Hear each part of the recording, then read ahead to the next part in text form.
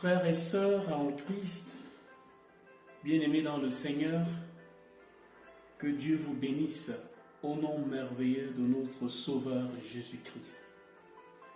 Je rends grâce à Dieu de ce que nous nous retrouvons de nouveau dans cet exercice entrepris afin de nous encourager à aller constamment, quotidiennement, chaque jour dans les Écritures sur la base de cette exhortation du livre des Psaumes au chapitre 1 qui dit « Heureux l'homme qui trouve sa joie dans la loi de l'Éternel et qui la médite jour et nuit. » Qui trouve son plaisir dans la loi de l'Éternel et qui la médite jour et nuit.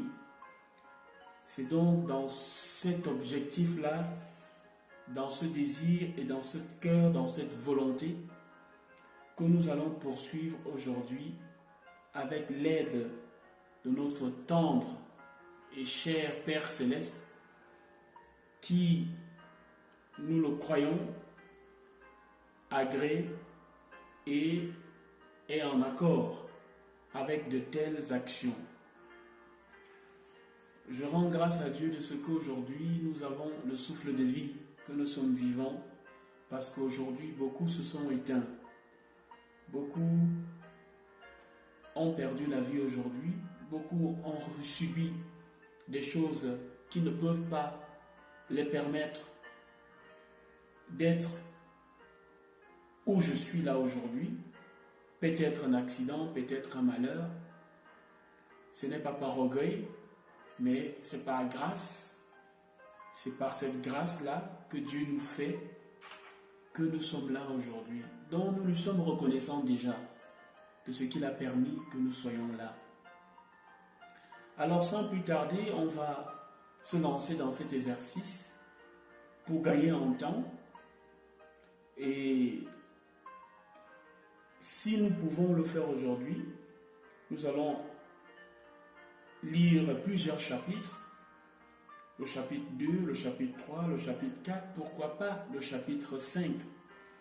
Et comme je l'ai si bien expliqué, à chaque fois qu'un verset va nous inspirer ou va nous interpeller, nous marquerons un arrêt dessus pour pouvoir comprendre ce que Dieu par le Saint-Esprit veut nous enseigner. Alors ici, l'exercice consiste à nous encourager tous à lire et à lire régulièrement. Cantique TV, je le dis encore une fois, est une page YouTube où vous pouvez aller nous retrouver sur YouTube, suivre tout ce que nous mettons en ligne comme vidéos et chansons. Je rappelle évidemment que c'est gratuit, destiné au corps de Christ, à l'église de Christ, gratuitement. Parce que la parole de Dieu ne se vend pas, on ne monnaie pas avec Dieu, on n'achète pas les bénédictions, on n'achète pas les grâces de Dieu. Les grâces de Dieu, il les donne selon son bon vouloir. Et nous, enfants de Dieu, nous qui avons compris quel est l'amour de Dieu dans nos vies, nous donnons ces choses gratuitement parce que nous avons reçu comment? Gratuitement. C'est ce que la parole de Dieu nous recommande de faire. Alors, sans plus tarder, nous allons bien évidemment dans le livre des Psaumes et nous avons déjà lu le premier chapitre où le verset 3 a été une grande bénédiction pour nous. Nous l'avons lu et nous l'avons compris de long en large de ce que Dieu attendait de nous en tant que ses enfants. Nourris de sa parole, recevant ses bénédictions et bien sûr gardant ces bénédictions-là. Le chapitre 3 a été une grande bénédiction pour nous. Si vous n'avez pas suivi, pas le chapitre 3, pardon, le verset 3 du chapitre 1 a été une grande bénédiction pour nous. J'y arrive. Si vous n'avez pas suivi cette exhortation, cette lecture sur le chapitre 1, vous pouvez toujours aller regarder sur notre page et vous trouverez cette vidéo-là qui a été mise en ligne hier. Vous pouvez donc regarder. Alors, bien-aimés, nous allons lire. Nous allons lire la parole de Dieu et nous sommes dans le chapitre 2 du livre des psaumes. Le temps que vous vous retrouvez, le temps que vous vous mettez dans vos Bibles. Je dis bien vos Bibles. Ayez vos Bibles avec vous régulièrement. Et l'exercice ici consiste à nous encourager à aller régulièrement dans nos Bibles, lire ce que Dieu a réservé pour nous. Alors nous sommes au chapitre 2, le temps que vous vous retrouvez, voilà, vous y êtes. On va lire. Livre des psaumes, chapitre 2, il est écrit. Pourquoi ce tumulte parmi les nations, ces vaines pensées parmi les peuples? Pourquoi les rois de la terre se soulèvent-ils et les princes liguent-ils avec eux contre l'Éternel et contre son nom? Brisons leurs liens, délivrons-nous de leurs chaînes. Celui qui siège dans les cieux rit. Le Seigneur se moque d'eux. Puis il leur parle dans sa colère. Il les épouvante dans sa fureur. C'est moi qui ai oint mon roi sur Sion, ma montagne sainte. Je publierai le décret. L'Éternel m'a dit, tu es mon fils, je t'ai engendré aujourd'hui. Demande-moi et je te donnerai les nations pour héritage, les extrémités de la terre pour possession. Tu les briseras avec une verge de fer, tu les briseras comme le vase d'un potier. Et maintenant, roi, conduisez-vous avec sagesse, juge de la terre, recevez instruction. Servez l'Éternel avec crainte et réjouissez-vous avec tremblement. Baisez le Fils de peur qu'il ne s'irrite et que vous ne périssiez dans votre voie. Car sa colère est prompte à s'enflammer. Heureux ceux qui se confient en lui. Voilà donc le psaume. Et vous, de votre côté, vous avez aussi lu avec moi, ou du moins vous avez suivi la lecture.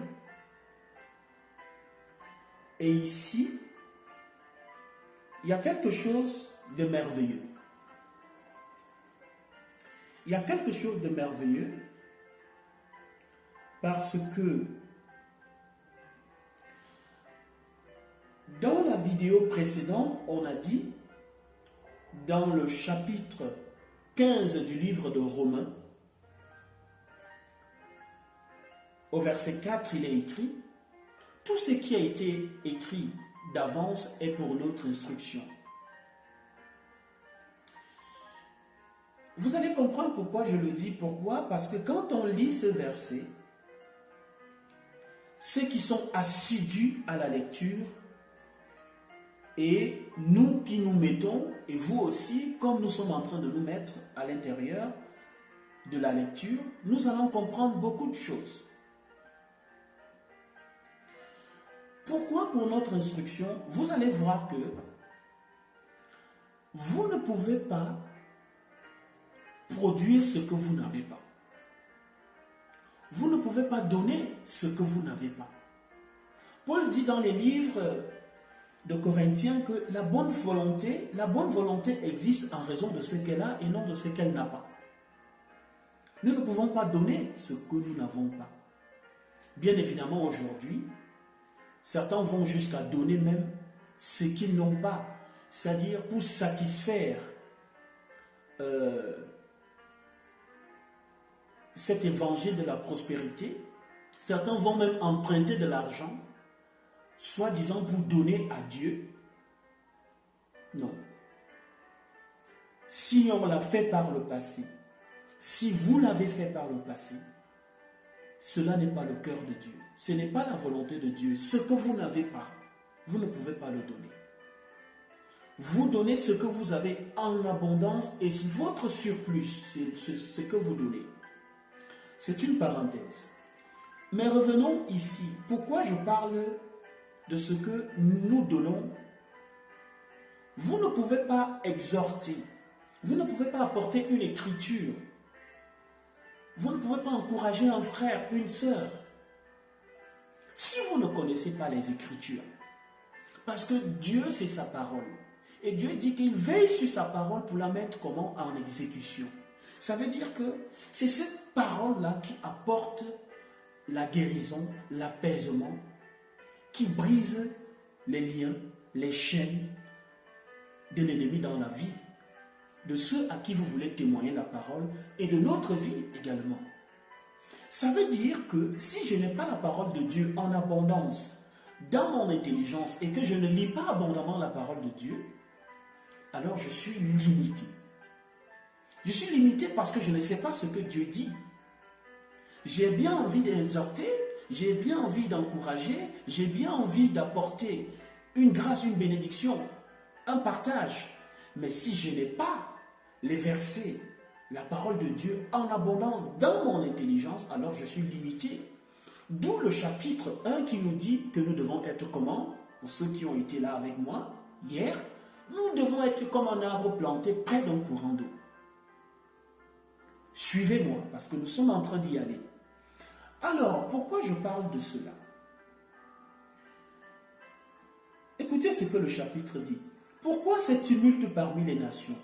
Ces vaines pensées parmi les peuples? Pourquoi les rois de la terre se soulèvent-ils, et les princes se liguent-ils avec eux contre l'Éternel et contre son nom? Pour une personne qui n'a pas lu, ça reste vague. Et il y a une interrogation.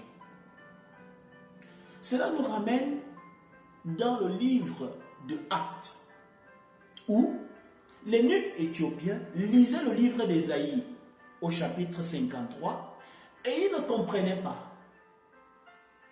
Et il demande de qui est-ce que le prophète parlait ici. Et Philippe, qui était à côté, a apporté la réponse aux questions de cet eunuque éthiopien qui est devenu un disciple et qui s'est fait baptiser après. Donc, nous pouvons lire la parole et ne pas comprendre ce que Dieu veut nous enseigner ici. Si vous allez également dans le livre des Actes, au chapitre, le livre des Actes, vous allez comprendre quelque chose. Vous allez comprendre que la parole de Dieu, la Bible, est comme les maillons d'une chaîne qui s'agencent les uns avec les autres. Et qu'il n'y a aucune écriture ici qui n'est placée au hasard. Chaque mot, chaque phrase a sa place et Dieu a veillé à cela. Regardez. Vous allez comprendre cette expression, ce passage où l'apôtre Pierre, pour ceux qui ont déjà lu, Pierre reprend exactement ce passage dans le livre des Actes.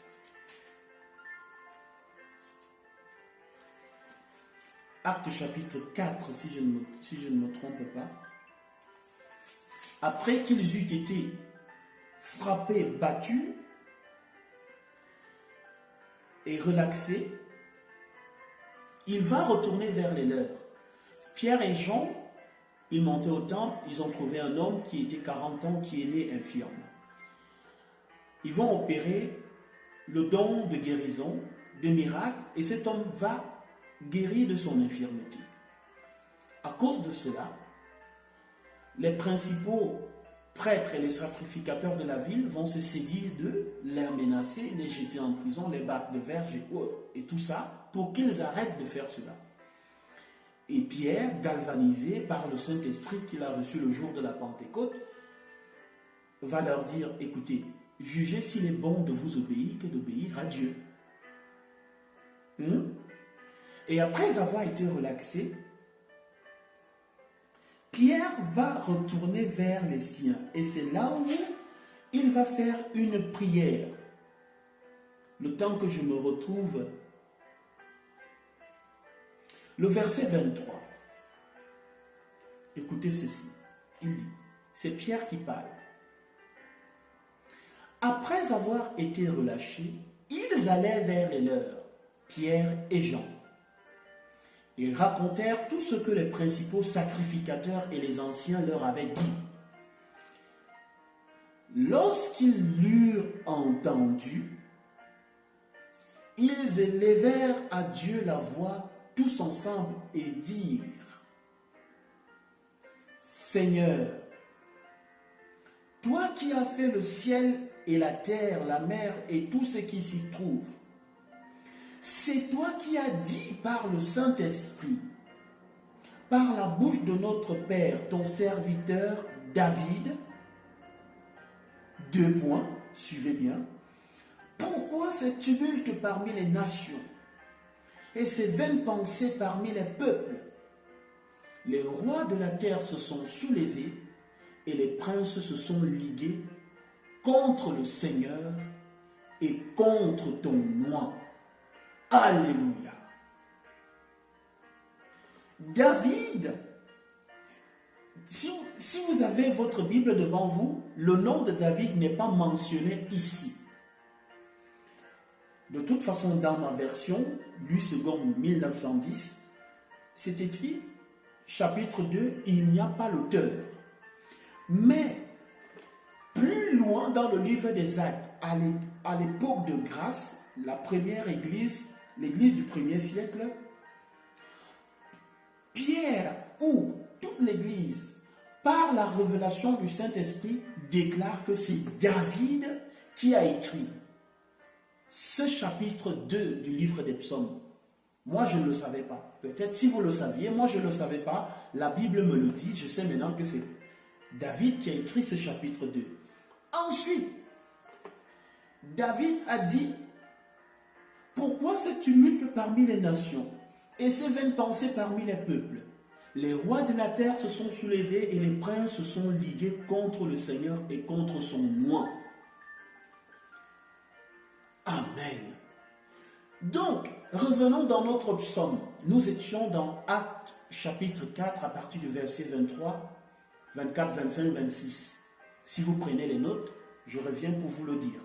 Mais nous sommes dans le chapitre 2 du livre des psaumes. Nous avons déjà compris par le Saint-Esprit que c'est David qui a écrit, inspiré par le Saint-Esprit, ce chapitre. Et de qui est-ce que David parlait? David parlait de Jésus-Christ. Il parlait de Jésus qui allait venir des siècles après lui.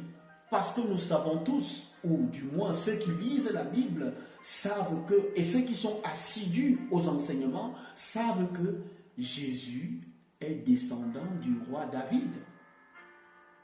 Donc David prophétisait déjà sur ce qui allait arriver au nom de Jésus-Christ, que les princes et les rois vont se liguer contre loin de l'Éternel. Pourquoi les rois de la terre se soulèvent-ils et les princes se liguent-ils avec eux contre l'Éternel et contre son nom? C'est de Jésus qu'il s'agit ici. Brisons leurs liens, délivrons-nous de leurs chaînes. Brisons leurs liens, délivrons-nous de leurs chaînes. Les liens de qui? Les chaînes de qui?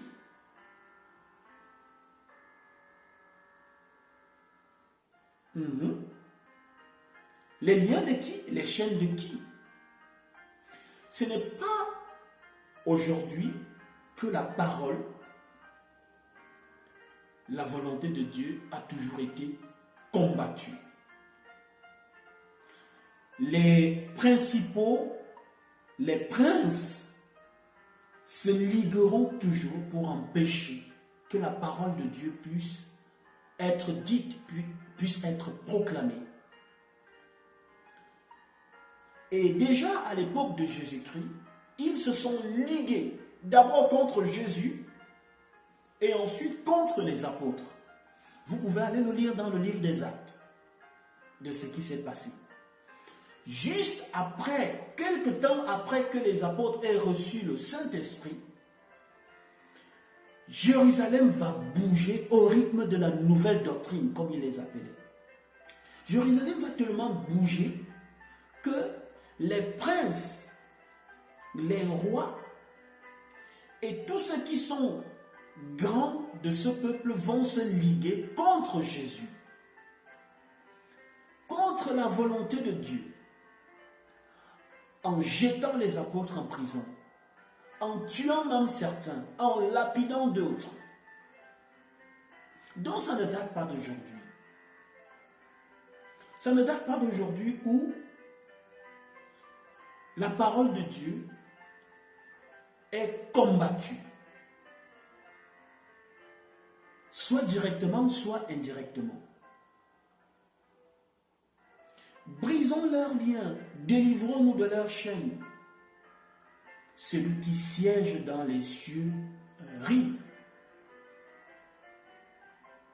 Le Seigneur se moque d'eux.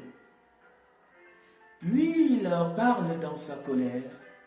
Il les épouvante dans sa fureur. C'est moi qui ai oint mon roi. C'est lui qui a oint son roi. Qui? Jésus.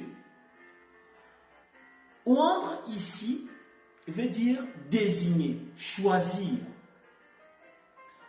À l'époque des rois et des prophètes, lorsque quelqu'un était élu ou désigné, on prenait une corne d'huile et il était oint. Cela signifiait que Dieu l'a choisi. Et nous aujourd'hui, nous sommes également oints parce que nous avons, si et seulement nous avons reçu l'Esprit de Dieu, alors nous sommes oints spirituellement. Et Dieu dit ici que c'est lui qui a oint, ce n'est pas un homme, c'est lui qui a oint son roi, qui est Jésus. Sur Sion, sa montagne sainte, je publierai le décret, l'Éternel m'a dit, tu es mon fils. David ne parle pas de lui ici, il ne s'agit pas du roi David. David prophétise ici sur la stature, la position céleste de notre Seigneur et Sauveur Jésus-Christ. Il s'agit ici de Jésus, non pas de David et de qui que ce soit. L'Éternel m'a dit, tu es mon fils. Je t'ai engendré aujourd'hui. Amen. Où est-ce que ça nous ramène? Vous avez compris où ça nous amène? Ça nous amène au début des évangiles avec Jean-Baptiste. Je t'ai engendré aujourd'hui. Ceux qui ont lu les évangiles, si vous allez dans l'évangile de Jean-Baptiste, allons-y rapidement.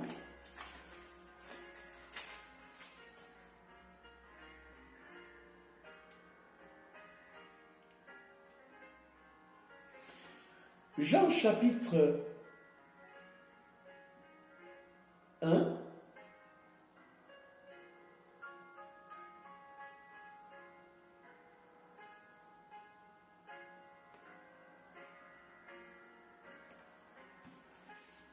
Jean chapitre 1, où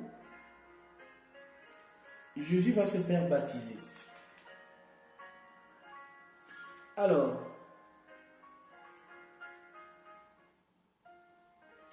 Jean chapitre 1, verset 29. Je cherche le verset. Le lendemain, Jean chapitre 1, verset 29, il est écrit, le lendemain, il vit Jésus venant à lui, il dit, voici l'agneau de Dieu qui ôte le péché du monde. C'est celui dont j'ai dit, après moi vient un homme qui m'a précédé, car il était avant moi. Je ne le connaissais pas, mais c'est afin qu'il fût manifesté à Israël que je suis venu baptiser d'eau. Jean rendit ce témoignage. J'ai vu, attention, verset 32, j'ai vu l'Esprit descendre du ciel comme une colombe et s'arrêter sur lui. J'ai vu l'Esprit descendre du ciel et s'arrêter sur lui. C'est Jean-Baptiste qui fait ce témoignage. Amen. Donc, j'étais engendré aujourd'hui, Jésus dans le Jourdain, se faisant baptiser par Jean-Baptiste, une voix va se faire entendre. Celui-ci est mon fils bien-aimé, en qui j'ai mis toute mon affection. Amen. C'est de ça qu'il s'agit ici. Je t'ai engendré aujourd'hui. Demande-moi, je te donnerai les nations pour héritage, les extrémités de la terre pour possession. Tu les briseras avec une verge de fer. Ça, c'est la royauté de Christ déjà. Les extrémités de la terre pour possession. Tu les briseras avec une verge de fer. Tu les briseras comme le vase d'un potier. Comme pour dire, rien ne lui résistera. Et maintenant, roi, conduisez-vous avec sagesse. C'est une exhortation à ces rois de cette époque et de cette époque-ci également.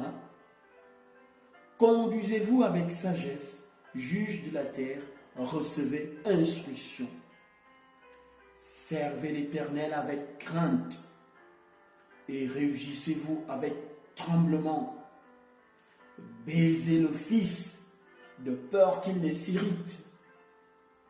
Comment est-ce que on fait en sorte que le Fils ne s'irrite pas? En se conduisant d'après la volonté du Père. Alors le Fils n'est pas irrité. Servez l'Éternel avec crainte et réjouissez-vous avec tremblement. Je suis au verset 11. Verset 12. Baisez le Fils de peur qu'il ne s'irrite et que vous ne périssiez dans votre voie, car sa colère est prompte à s'enflammer. Heureux tous ceux qui se confient en lui. Amen. Chapitre 3. Et là, il est écrit Psaume de David. À l'occasion de sa fuite devant Absalom, son fils. Il est écrit, Psaume chapitre 3. Ô Éternel, que mes ennemis sont nombreux. Quelle multitude s'élève contre moi. Combien qui disent à mon sujet, plus de salut pour lui auprès de Dieu. Pause. Mais toi, ô Éternel, tu es mon bouclier, tu es ma gloire, et tu relèves ma tête. De ma voix, je crie à l'Éternel, et il me répond de sa montagne sainte. Je me couche et je m'endors. Je me réveille, car l'Éternel est mon soutien. Je ne crains pas les myriades de peuples qui m'assiègent de toutes parts. Lève-toi, Éternel, sauve-moi, mon Dieu, car tu frappes à la joue tous mes ennemis. Tu brises les dents des méchants. Le salut est auprès de l'Éternel. Que ta bénédiction soit sur ton peuple. Gloire à Dieu. Le chapitre 3 du livre des Psaumes a été écrit également par David. Et d'entrée de lecture, il nous montre qu'il a été écrit dans une situation de difficulté. Si vous allez dans le livre de Samuel ou des rois, le fils de David va régner et David sera obligé de fuir. Et dans cette fuite-là, David va écrire ce psaume en disant à Dieu: ô Éternel, mes ennemis sont nombreux. Quelle multitude se lève contre moi? Combien qui disent à mon sujet: plus de salut pour lui auprès de Dieu. Plus de salut pour lui auprès de Dieu. Quel est l'homme qui peut dire plus de salut pour lui auprès de Dieu? Mais David avait des ennemis qui disaient que plus de salut pour lui auprès de Dieu. C'est quand même fort, hein? Waouh! Eh bien, il y a des gens capables de souhaiter votre malheur au point qu'ils désirent même que Dieu ne vous bénisse plus, que plus de salut pour vous auprès de Dieu. Mais on ne corrompt pas Dieu. Il a demandé à Job: qui a été mon conseiller? Dieu n'a pas de conseiller. Dieu n'a pas de conseiller. Il est souverain. Dieu est souverain. Il est au-dessus, il est sur son trône. Personne ne peut le compromettre. Donc, plus de salut pour lui auprès de Dieu, c'est vague. Comme pour dire, le proverbe dit dans un verset, il est écrit quelque part: une malédiction sans cause n'a pas d'effet. Plus de salut pour vous auprès de Dieu, ce ne sont que des paroles en l'air. Comme des nuages sans pluie, comme la paille que le vent dissipe, ainsi sont les paroles dans la bouche d'un insensé. L'insensé ici, c'est celui qui ne connaît pas Dieu. Alors, plus de salut. Combien qui disent à ton sujet plus de salut pour toi dans ta vie? Pas de changement pour toi dans ta vie. Combien qui peuvent dire ça? Ça n'a pas d'importance. Ce qui compte, c'est ce que Dieu dit dans ta vie. Ce qui compte, c'est ta marche quotidienne avec Dieu. Ce qui compte, c'est comment tu te comportes vis-à-vis de Dieu. La parole dit: les choses anciennes sont passées. Toutes choses sont devenues nouvelles dans ma vie. Alors, tu te concentres sur ce que Dieu dit en te conformant d'après sa parole. Et qu'il pleuve, neige ou vente, et que ça s'agite autour de toi, tu écoutes ce que Dieu dit et non pas ce que les gens disent. Amen. Verset 4. Mais toi, ô Éternel, tu es mon bouclier. C'est quoi un bouclier?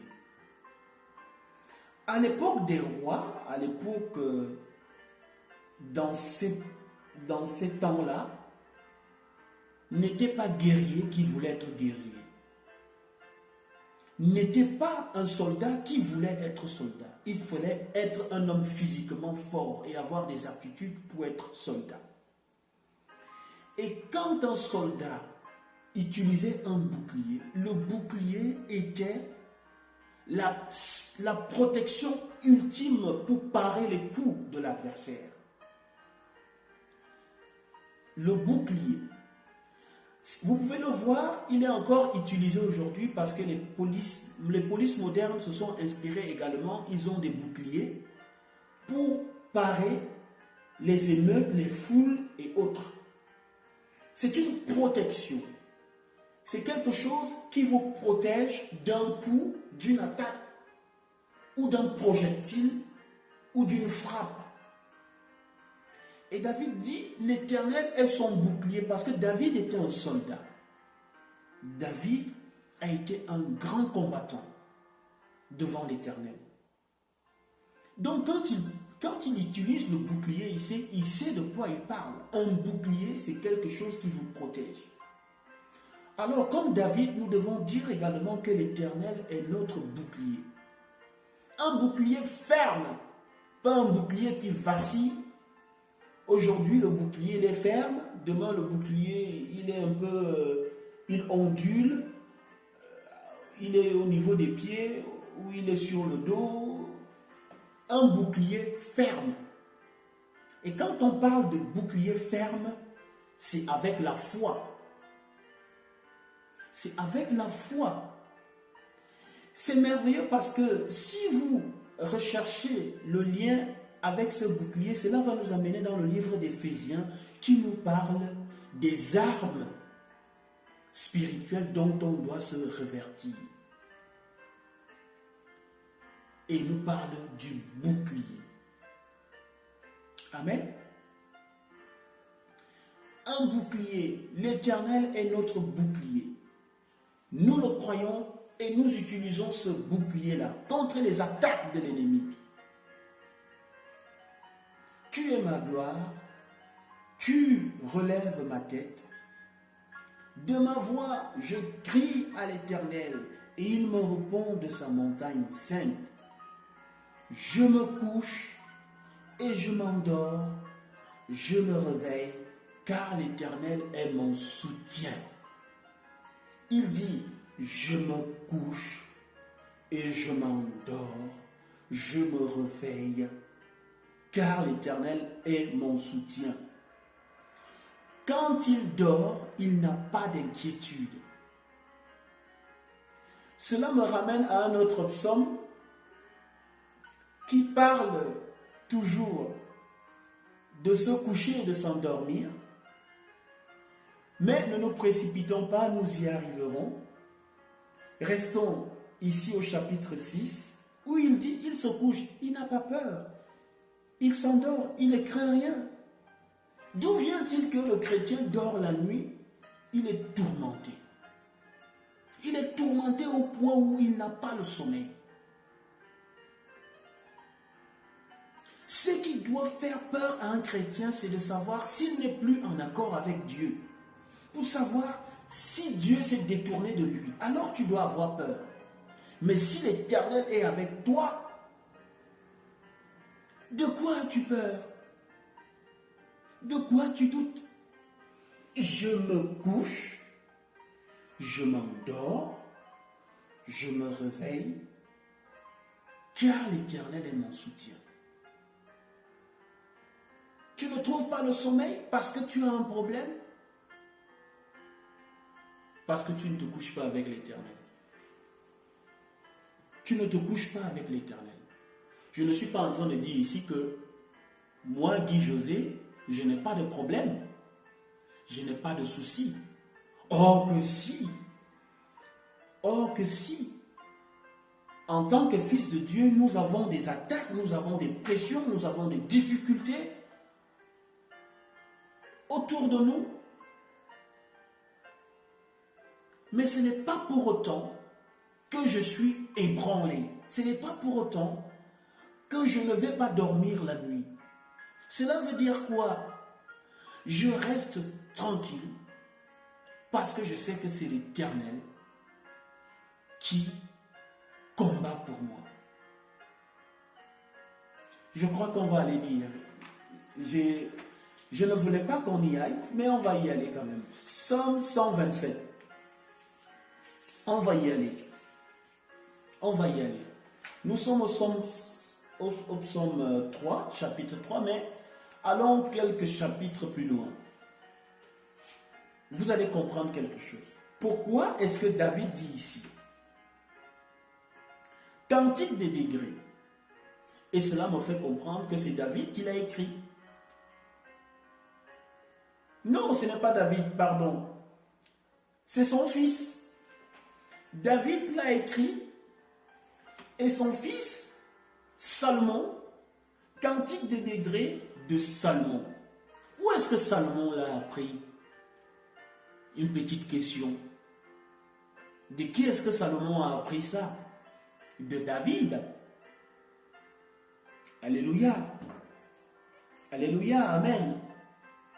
Alors, Salomon, inspiré du Saint-Esprit, dit ceci. Psaume 127. Si l'Éternel ne bâtit la maison, ceux qui la bâtissent travaillent en vain. Si l'Éternel ne garde la ville, celui qui la garde veille en vain. Et là, le verset 2, qui corrobore avec le verset 6 de Psaume chapitre 3. En vain vous levez-vous matin et vous couchez-vous tard et mangez le pain de douleur. Il en donne autant à ses bien-aimés pendant leur sommeil. Amen. On peut donc comprendre pourquoi David a dit ici, je me couche et je m'endors, je me réveille, car l'Éternel est mon soutien. Je ne crains pas les myriades de peuples qui m'assiègent de toutes parts. Et David a été un homme pourchassé dans sa vie. Pendant 40 ans, le roi Saül a cherché à l'éliminer. Il sait de quoi il parle ici. Lève-toi, Éternel, sauve-moi, mon Dieu, car tu frappes à la joue tous mes ennemis, tu brises les dents des méchants. Le salut est auprès de l'Éternel. Le salut est auprès de l'Éternel. Le salut n'est en personne d'autre. Le salut n'est en qui que ce soit d'autre. Le salut, c'est-à-dire épargné, mis de côté, mis à part, sauvé. C'est auprès de l'Éternel. Ce n'est en rien d'autre. Il n'y a que Dieu qui peut nous sauver de la colère à venir. Lève-toi, Éternel, sauve-moi, verset 8, car tu frappes à la joue tous mes ennemis, tu brises les dents des méchants, le salut est auprès de l'Éternel. Que ta bénédiction soit sur ton peuple. Que ta bénédiction soit sur ton peuple. Amen. Nous allons nous arrêter là. Parce que nous avons lu 2 chapitres aujourd'hui. L'Éternel a permis que nous puissions le faire. Et nous allons brièvement revenir sur ce qu'on a lu.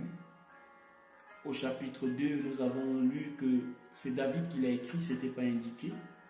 Nous avons la preuve au chapitre 4 du livre des Actes où Pierre et les autres le déclarent. Et que ce chapitre est entièrement dédié à Jésus, parle par prophétie de ce qui allait arriver contre Jésus-Christ et de ce que Dieu allait faire, et bien sûr de la colère à venir si jamais les hommes, les rois, ne changeaient pas d'attitude vis-à-vis de sa parole. Ensuite, nous sommes allés au chapitre 3, où il a été question de rechercher Dieu et de s'affirmer en tant que fils par la foi en utilisant le bouclier, voilà, et de faire confiance à l'Éternel. De ne point nous endormir dans les inquiétudes, de chasser les inquiétudes, même si on est environné des attaques. L'Éternel est notre bouclier. Ne craignons pas. Où David dit, je ne crains pas les milliards de peuples qui m'entourent. Il a crié à l'Éternel, sauve-moi, car le salut est auprès de l'Éternel. Que la bénédiction de Dieu soit sur ton peuple. Que la bénédiction de Dieu soit sur vous. Que l'Éternel vous bénisse. Recherchez la face de Dieu quotidiennement, constamment. Lisez les Écritures et c'est là que vous comprendrez quel est le cœur de Dieu dans vos vies. Que Dieu vous bénisse. Au nom merveilleux de notre Seigneur et Sauveur Jésus-Christ, nous allons poursuivre la lecture demain. à partir du chapitre 4, selon que Dieu nous conduira. Amen.